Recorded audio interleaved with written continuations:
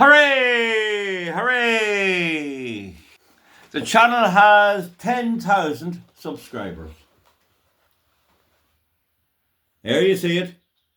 10,000 subscribers on today, the 23rd of May 2025. Hooray again, hooray! 10,000 for a farmer with cows. This is rural Ireland. Thank you very much for subscribing. That tune you heard, somebody might post here under. It was a march or something written by a well-known composer, but it was the signature tune to Frank Hall's Pictorial Weekly, which ran between 1971 and about 1982 or thereabouts on RTE, when it was a real news station. And Frank was a bit droll, as we say. He was a wee bit droll. He was a gas man. He was a fierce character. He'd be on the Late and Autumn Tour. He would appear on it, and he would, using a bit of strong language, so he would. But he's dead and gone, God be good to him. But it was a satirical view of Irish political life. And he used to do sketches on, do you remember Cha and Maya, two boys sitting out in Cork, and about county councils meetings, which I tried to replicate, and I will try to replicate them again. Here, he was gas, but there's no harm to make that connection. For those of you who remembered, you can get it online here. You'll get some of the sketches on the internet. RT has it on the website. Going back to it, I'm glad they're still on the archives. They're not removed. Anyway, 10,000 views. If they were all in my own constituency of Cavan Monaghan, I'd get elected easily. But you see, you have to understand they're all spread out throughout the whole world and throughout Ireland. There's probably maybe 2,000 in Cavan Monaghan. And even those that know me on this might not vote for me anyway, and probably didn't, but some did. Some definitely did. There's no need to post here underneath. I'm not in a post-mortem on the election. It was an effort to test the water. Now, right, I gave you my history and why I'm doing this, and it is because I think I might have a capacity to explain things fairly good. I think I have reasonably good diction. Wait till I get the teeth seen to my dental plan, I'll be able to sing, but that's the first thing. And also to explain things. And I think one of the strengths of my channel here is if I make a mistake, I research it and I go back and I correct it. You see, that's how you know you're not getting fake news. Anybody can make an error, but if they correct it again, then that's all right. There's nothing ever corrected in Irish media or in the papers or anything else. The whole thing is fake to a degree. Not everything is fake. If they publish something about a boat sinking or that's probably true. But you see, they mix the truth with the lies. But anyway, that's their business. My business is to keep going another while. If God spares me, Colin, thank God. I better bring him into the thing a bit. You never know, you never know. There was two old boys living near here, me, Franny Brines and the Nutmeg and Tea, and they're gone dead. I don't know what the nut's right name was, but they call them the Nutmeg and Tea. They wouldn't go out too often, but when they'd go out, they'd drink a bit too much stout, bottles of stout mostly, a bit of whiskey, and maybe a wee drop of poitín, you never know. But, I think some of them was doing that, but a lot of them wouldn't drink poitín. But anyway, there was two poles across the river. There was a long time in the country in Ireland, there was no bridges on small rivers. Only big bridges along where there was a big dike or where it inhibited transport or getting across. But for small rivers, there was no bridges, and there was a flood in the river up at Drumpeak, and they had to get across it to get home, and it was getting dark. It was dark actually, but they could see enough. If you're out at night, you'd see a good lot. So the boys had a good few drinks to the town, and they walked down the road about 1.25 miles, maybe 1.5 miles, and came to the bridge anyway, and the thing was going across the bridge. Now, Franny had no problem going across the bridge and just walked across, but the nut got nervous. And, you're not coming on, Nut. I'm a bit nervous, and he was a bit him. He could see the water flying down underneath. It'd take him away, I'd say, all right, but generally you walked across, there was a handrail. And he says, come on, but he wouldn't go. So Franny went back over and he says, I'll stand behind you and push you on a bit and get you up. So Franny was edging him on. I'm here, I'll hold your coat. I'm not afraid at all. And the nut was over about halfway when Franny decided to give him a bit of spiritual encouragement, and he says, "Oh, remember, Nut, God is good."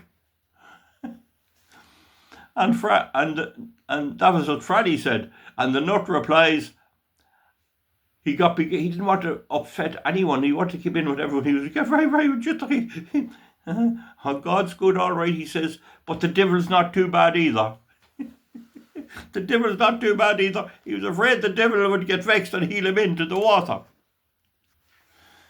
In a fit of madness, I joined the Irish police force, the Garda Síochána. There was no reason behind it, except maybe a little bit of patriotism, to be honest with the truth. I wasn't stuck for a job. And it was hard going. I was fit and healthy, and I was fit for it. I was fit for all the physical end of it. But I was also fit for the mental end of it and the law and all that. But I couldn't get on in it. They wouldn't let me get promoted because I'm too straight. And I was told that before I went in. Another lad told me, "You're too straight for that job." Anyway, that was all right. I was in a good few stations. I was in Ballymote, Dowra, Kevin Street in Dublin, Balbriggan, where I was promoted sergeant, Scottstown, Clonus and Cavan. And it was temporary duty in Dundalk on the border. So they weren't too bad at giving you a transfer. It was a bit hard to get a transfer out of the city, but I exchanged with somebody there. But anyway, just before I arrived to Kevin Street, it was in a former Bishop's Palace, that place in Kevin Street, Garda Station. It's still there. And there's a big wide open yard. I think there's a security hut on it at the moment. I have a wee bit of a sore there, folks, just please understand. But anyway, just before I arrived, somebody stole £3,000 out of the safe in the superintendent's clerk's office. £3,000. That was €3,500. But it was before I came. And the only one they ever managed to discipline for it was a fella that said he was in one place when they could prove he wasn't. He was in someplace else. He probably went in somewhere for a cup of tea somewhere, and he didn't like to say so. You see, you're supposed to be on your beat. And a good few guards got caught. They did the motorcycle course. And if you had a big motorcycle, like a big Triumph, usually a single cylinder, be a 4-stroke, I'd say, and there'd be an air-cooled engine in it. And sometimes the guards would leave it running to put up the mileage on the clock, and they'd be outside their own house or somebody else's house where they knew they were welcome to go and warm up. And they'd know people. We'd know people all over. Even in Dublin, those people would be very good to the guards. They'd give you a cup of coffee there too, you know. But anyway, they'd leave the bike running outside the door, and what would happen is there'd be no heat, and the engine would heat up, and the engine would seize.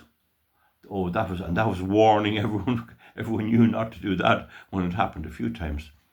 Anyway, that's the story I'm just telling you. Well, we'll see, can I give you any treat? Well, I think we'll give you a whodunit. A whodunit. In Kevin Street, I arrived about 1976, and I felt I had made a mistake. I should have stayed in the country, and I just didn't know whether I'd stay in the Guards or not. And there was nice lads there, the best of fellas. And there was a superintendent there, and he was a real official, real strict disciplinarian with a big white tie on him and a suit. He's dead now. And they ran a very tight ship. Now, maybe some of the guards would be nipping into places and that, and sometimes I had a flat up there and they'd be into me and me trying to get sleep. But I don't know, does mean much difference. Some research shows that if a guard is on the beat, on one beat all his life, it'll take him 24 years to spot a crime, because nobody will commit a crime when he's there. Yet there's crime happening. So Kevin Street was an old, dilapidated type of building with prefabs and all this sort of stuff in it. But it was good enough, and there was a cooking facility there. And there was a now lad there, he's dead now, and he was mean, he was tight. And he used to always watch us. We'd come in, you see, and I might buy the Independent to read the news, or some other guard. There'd be always one would read the Independent. And he'd be hoping you'd leave it behind you when you'd go. You'd have it all read, and then he'd read it then, and maybe bring it home with him. He didn't have to go out. He was in some special administrative role. And I used to get an old paper. I'd bring out Independence anywhere I'd find them, in pubs or restaurants or at home or relations. I'd bring the Independent and I'd put the whole inside of an old one in the new page. I'll leave it for him. You see, he'd never buy one. He'd be reading down through it after about an hour. He'd realise he was reading news. It was a month old. Anyway, this happened. There was O'Keefe's the Knackers had a place up in a corn market, I think you call it. And there was a smell there, and it was closed down long before I came. And there was a smell there that you could find palpable in hot weather. I have a relation that actually brought a cow up to it one time into Dublin. So they were killing old cull cows and horses and things like that. It's closed down now. And nobody ever got the flu. During the Great Flu, the smell was so great that it inoculated them from getting the flu. Would you believe that? That was told to me by several people there. So there was Jewish people there too, and they'd be killing chickens by the kosher method. They'd put them in a thing like a bucket with no bottom in it, and they'd cut their throat, and they'd be flapping away like that. And they were always laughing and joking. They weren't drinkers, but they never seemed to take life too serious. I don't know. I knew some of them. It was the first time I ever seen a Jewish person, and I was staring at them like that because that's a Jew. I never saw one before. I'd be anyway. There was St. Catherine's Bakery along St. Thomas Street, and we'd go in there with the heated ovens in the early morning, cold weather, and there was we wanted that our own little thing. But the boys from Harcourt Terrace used to come down and come in as well, and they weren't that welcome. They didn't want too many guards in. Didn't mind you coming in if you were very discreet. Sit down and stay quiet. But didn't want a big crowd of guards. But they'd always give you rock buns. You know, the buns with the cross on them before you go out. You get a couple of them, fresh baked, before you go out. And they'd have lads rolling there anyway. But this particular day anyway, there was a different fella in there. And I don't know whether it was deliberate or designed, but he had a flu anyway, and the other man had the flu. There was a bad dose for food. There was a main man there, Johnny, and he was there all the time. And he liked me because he could discuss politics a bit with me when the other fellas you really couldn't. But and I'd be discreet, you know, if there was anything going on or any boss about, I'd skip, you see, and get out. But some lads wouldn't have to cop on. Some guards wouldn't have what it takes to realise this is just not a good time. You know, I wouldn't have to be told. And if the coast was clear, you'd know with the attitude of the bakers inside. And the big kill would be going, a big oil killing. So the next thing was, they used to get the buns and all, and they were getting sick of them. So this day he was making the buns one morning, the second fella that was in temporarily. And he told me a couple of days ago, I'll get rid of them. And what did he do? Didn't he blow his nose down into the dough? A big, dirty, cold, COVID wouldn't have a patch with it, down and mixed away. But I think it was only the end of it. I think he wasn't normally doing that. Certainly the normal staff wouldn't, but you wouldn't know what staff anyway. That finished them coming from Harcourt Terrace when they saw this. They wouldn't go in, they wouldn't eat the buns. I don't know for sure yet if he meant it or not, or what the story. I'm only telling it to you. We came out anyway from chemistry, me and a couple of the boys. Did you see that? I've never eaten a bun in there again. I think they had to go in and talk to the main man and just, we're not here any more of them. I think he got rid of them or something. I don't know what happened, but that was the piece. Anyway, the whodunit, the big event. Up around Corn Market, there used to be an odd animal around, there'd be an odd donkey. There wouldn't be cattle, there'd be a pony or a donkey, and the kids would be playing with them. And there were kind of pets, and I don't know did anyone own them, but they'd get enough grass. There was little patches of grass here and there, and they weren't minded if they went into a back garden. Did nobody seemed to care much, and they'd be there and that. But there was a big jackass in it anyway. Now I was there about just about a year, and I had got the feel of the place, and I was with about 24 of us on a unit. And I wasn't that fond of it. What happened afterwards, a lad out in Balbriggan exchanged with me. He had an exchange transfer, and I liked it out in Balbriggan, and I got promoted there. But anyway, the thing about it was, some blackguard. Oh yeah, I didn't tell you the whole piece. There was an inspector there, and he had big hands on him, and he was a countryman, and he used to grow vegetables, and he he was all right. He wouldn't put you down on a file. He wouldn't report you, I'd say. But he'd be giving out to you, and he'd want you to be out on the beat so that if anyone come, they wouldn't get you off the beat. And then he could be in having a drink. And then the inspector must be a great man because all his guards is out on the beat. And you'd have to be at a particular point every half hour. Maybe the corner of, what would you call it, Francis Street and Thomas Street on the hour. And then you'd have to be Exeter Street and somewhere else at the half hour. Oh, it was hard out going and I'd be tired. And an odd guard had come out and he thought he was in a race. And they'd be walking, big countrymen mostly, and they'd walk and I couldn't keep up with them. And I'd say, why are you going so fast? Oh, we want to get around. Like, no problem. That way to go on a beat was nice and slow because you were supposed to be observing and all that. Yeah, I had an awful trouble with them. But anyway, I used to walk them into the telegram poles. There'd be a big pole in the middle of the footpath and I'd walk like this and I wouldn't move. And I'd walk them into the thing. And they'd say to me, what the hell are you at? I'd say, you slow down or I'll walk you into worse. I had no fear of them because I just thought they were mad. Instead of going at a nice pace and keeping on going. But anyway, I was going up. I told you about itinerants in Templemore before in encampment, but I was going up by the Tenterfields, up where Gay Burners road one day, and I had a lad with me. And he was a bit of an egot, but he was all right. He wasn't the worst of them. And but he very cocky lad, and there was a big dog barking tied in the garden in the Tenterfields. And anywhere I see a dog bark, especially a big dog, if there's anyone with me, I always grab them because they think they got bit. Anyway, I was walking by and he was pushing over me a bit. Next thing when we got by, I grabbed him by the arse and lifted him out of it. And they'd be taking a report on me, but they wouldn't really report me because it was all harmless bit of fun anyway.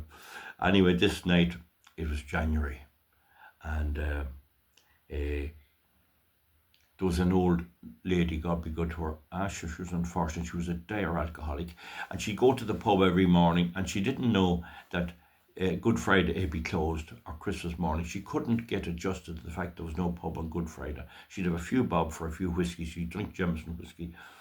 And she'd come in then and she'd sleep in old wrecked cars in the station yard. There was a big yard, it'd be full of old wrecked cars. And but we had an inspector anyway, and he went to a funeral with me and he wouldn't let me out to pee. He and others drank whiskey and I was drinking beer. I wasn't drinking whiskey at the time.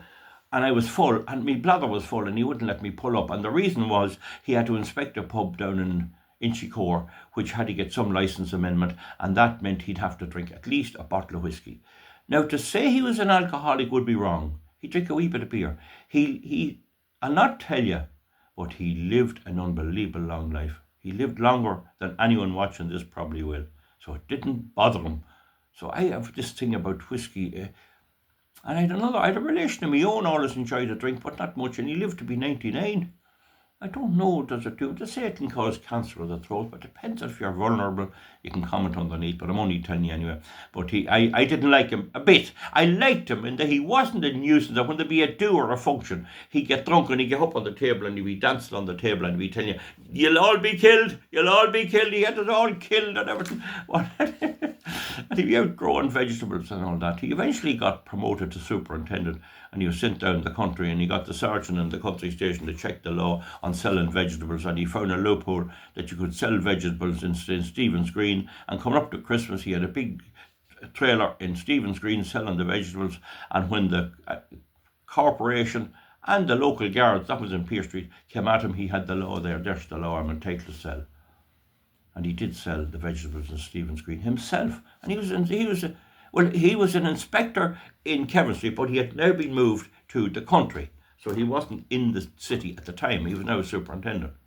To give them promotion, to give them a bit of a boost.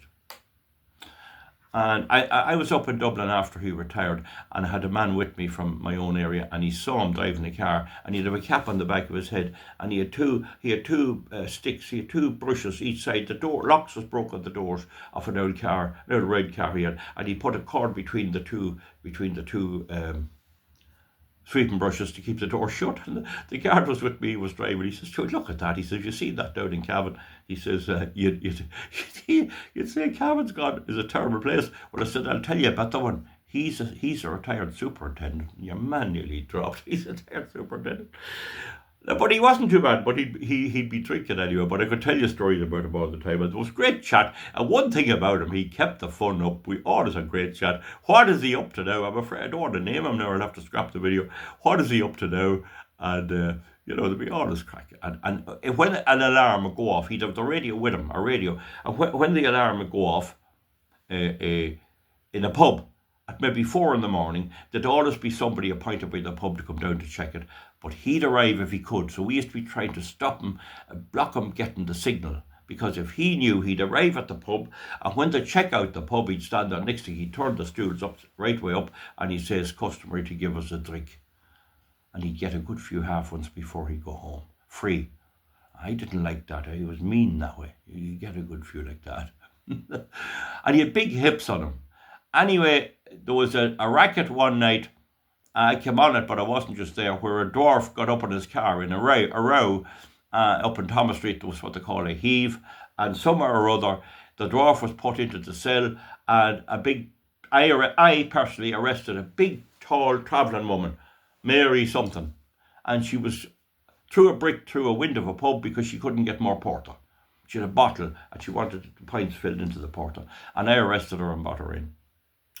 Anyway, whatever, I had no act putting her in the cell, but wasn't she accidentally put in with the dwarf, and there was hell to play. She made some kind of a complaint, and they got it passed over somewhere. But the superintendent that was there now at that time, not this lad I'm telling you, he was very strict, and by golly, he issued a diktat that the cells would be checked every transfer of unit. So they'd work 6 to 2, 2 to 10, and 10 to 6.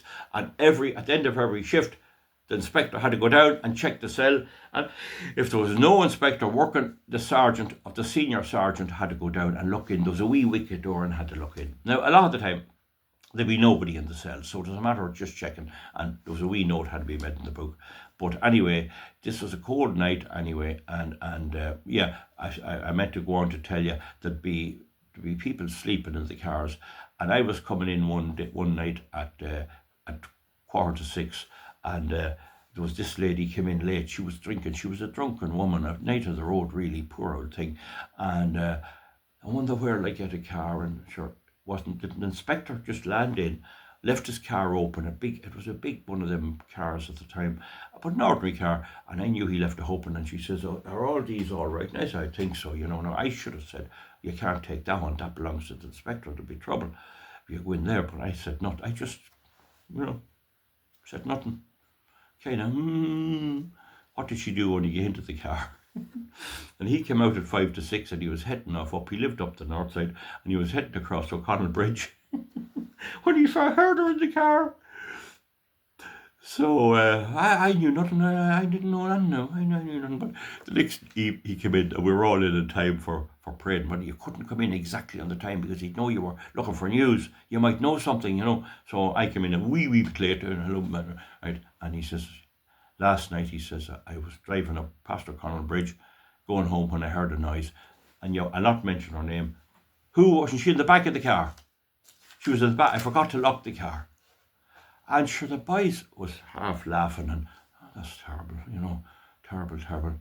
And then he says she watered, and she leaked. She had incontinence in his car. It's not cleaned out yet. I don't know what I'll do. So,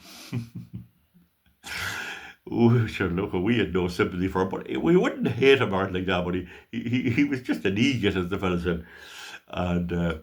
Ploughing on, mad for money and mad for always talking about the difference between commercial land and agricultural land and all that. Greedy enough too. We were a good family and a nice. I was in his house one time, so for some reason, and I got the tea and the egg from his wife, and he's great that way, But he'd want you to buy, if you were drinking, he'd expect you to buy more than he'd buy, and he had a bigger salary. So he was funny, and he thought he'd be, he was funny in a way. So he always had a bit of spirit. But anyway, someone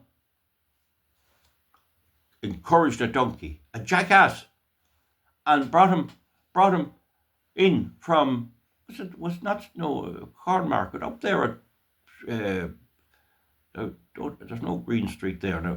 It's Francis Street. If I said Green Street before, I'm wrong. And Catherine's Bakery was in Thomas Street. up beside that church where Robert Emmett, God be good to him, was killed, was executed.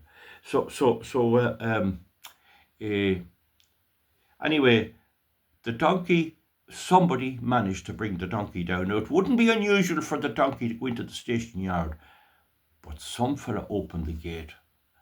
There was a back gate, the cell was at the back, and must have lured the donkey, I'd say, with a bit of wheaten bread that follow wheaten bread, the smell of it, quicker than ordinary white bread, and got him round and opened the cell. All the boys was up in the station, there was no talk, there was no cameras at him, opened the cell and led him in and just pushed the door open, and whoever it was wasn't around.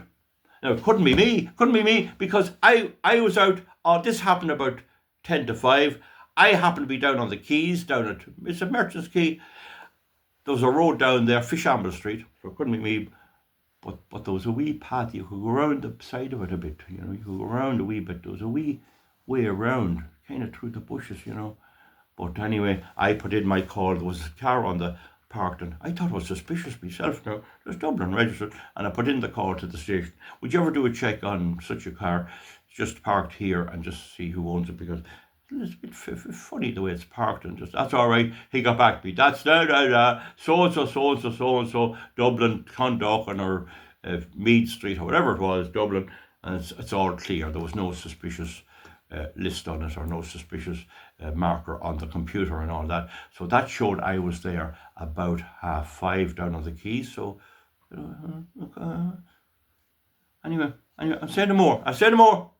Anyway, at about 5 to 6, they wouldn't want you coming back till 6 o'clock, but we'd always come back a bit early, and they might be giving out, but they wouldn't put you on a file for being back a bit early, and it was very cold. And there was a shift of snow, but I don't think it. You see, everyone was walking on it. It was cold enough.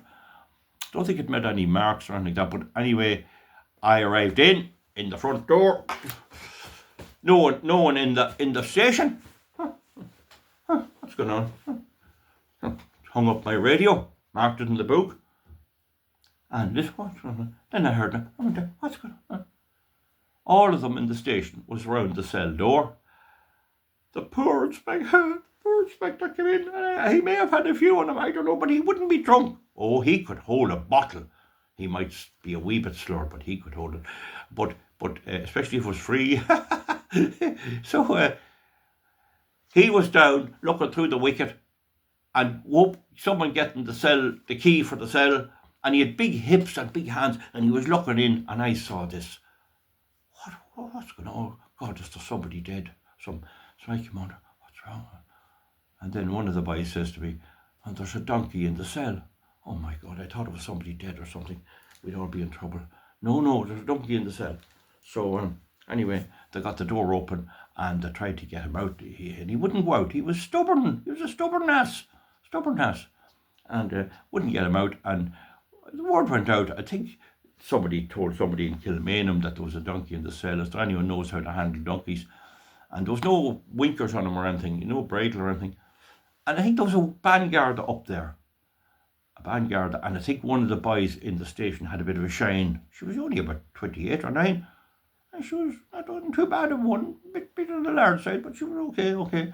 So she came down and she said she had donkeys. They used to have a donkey when they were doing the turf in the bog down in Galway, so she had to go, but he wouldn't move. He wouldn't move, and the problem was that the new inspector coming in had to inspect it as well, and he was very officious. Oh, he was a strict old devil, We liked our lad a bit because there was a bit of fun in him. There was no fun in the other fellow. He was a dour old devil, always worrying he'd be sacked. So I didn't want him to see the donkey in the cell. So anyway, she went in and she thought she'd push him out, and she put her hand on his ass, on his backside. He wouldn't go, but he did provide an indication that he was very glad to see her. And, he was a bit of a book about donkey. I don't want to say any more. I don't want to say any more than that. But he wouldn't move. But he was sniffing her a bit. I don't say no more.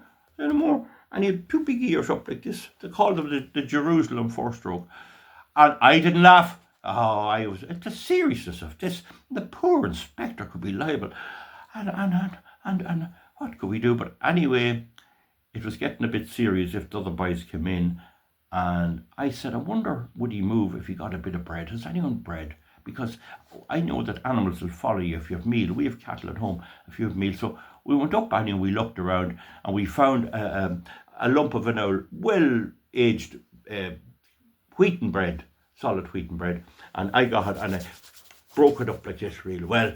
I broke it up, and when I give him a go, Sergeant, the Sergeant was there too, and he wasn't much good for that neither. He was a windy old devil. I said, well, try, and I went over with the thing, and sure enough, and he realised it was the same thing as meal that I'd have at home for the cattle, but it was all above board because I got it up in the canteen now, and all that. And sure enough, when I put it up, he went to stiff it, and I kept moving back, and they were all watching, and I kept moving and leaving a wee bit of it and moving on back and turned down to get out the back door. A bit like, with some pubs there's toilets down the back and you can go out the back door for a smoke. Similar to that in some way. And there's a yard out there. And the minute he cleared the cell, they were watching him, the inspector slammed the door out the cell. So he couldn't get back in. So at least now we had him out of the cell. And then the problem was he had left a calling card. He left a bit of a pile. So I think they had to get rid of that. I wasn't involved in that, but I kept going on nice and slow, and out the door. When they got him out the door, they slammed the door as well and left me out in the cold on my own. But once he was outside, you see, there was no problem because he could have wandered in from the road.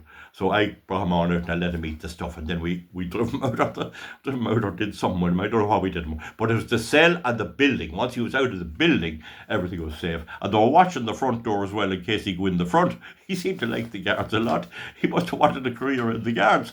So that's the story. Now, the thing is, there was about... I'd say those lads on leave and everything else. Between all, there'd be about 14 on the unit. And now the fellas up at the bakery, they were hardcore terrorists, but there's only two of us up in the bakery. You understand? We were on the beat. Me and another. There only go 2 or 3 from our own station into the bakery for the buns and the heat. Everyone wouldn't go in. There'd be maybe 6 people out on the beat, and there'd be a motorcyclist, and he might call in for a minute and say hello and go. But do you understand? So there was only a few up at the bakery, but down at the station finishing off the shift, there was maybe 14. And there was 14 about working that night. So everybody was under suspicion, but everyone knew it wasn't the inspector because he was panicking and the sergeant wasn't panicking. So some of those remaining 12 apostles, you could say, they must have put the donkey into the cell because he couldn't get in on his own. The doors would be shut over. They wouldn't be locked, but you'd have to open. There was a big heavy thing like that. You had to push. The donkey wouldn't get in there. Wasn't it a terrible thing to happen? And who would do the like of that?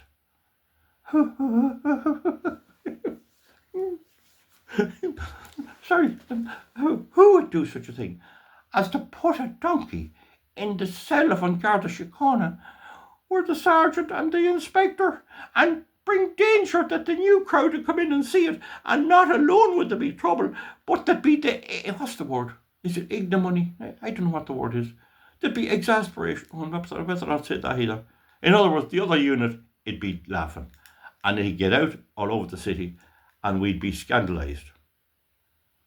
A terrible thing to do. I wonder, would any even have a clue at this stage? Who'd do a thing like that? Who'd do it? I haven't a clue. I haven't a clue. You might think. Anyway, folks, that's my little tale to you on celebrating my 10,000 subscribers. We'll keep it going another while. We get very positive reviews. Thank you all very much. The best of good health to you all, and the best of good luck to yourselves and your families from rural Ireland. We always had the fun. There was always fun. I don't know, rural Ireland, but even the city, there was always a bit of fun. There was never anything seriously said hardly at all. And it's kind of gone, and it's a great pity. If you say something that you think is funny or sarcastic, people take it kind of personal. Young people, I advise you very strongly, never take it personally. Without a bit of fun, it's a form of entertainment. A form of entertainment. So that's the story now. I'm getting a bit emotional when I think that somebody do that to such a lovely inspector. I heard that somebody do that. I mean, I do get a wee bit emotional, but if you could figure out who do such a thing, I think it'd be very helpful even at this stage. I know it's long ago now. It's you know what? It's the most of 38 or 9 years. Yeah. Good luck. Thank you very much. Thank you very much. Comment underneath on our 10,000 subscribers. I hope I left nothing out. Bye.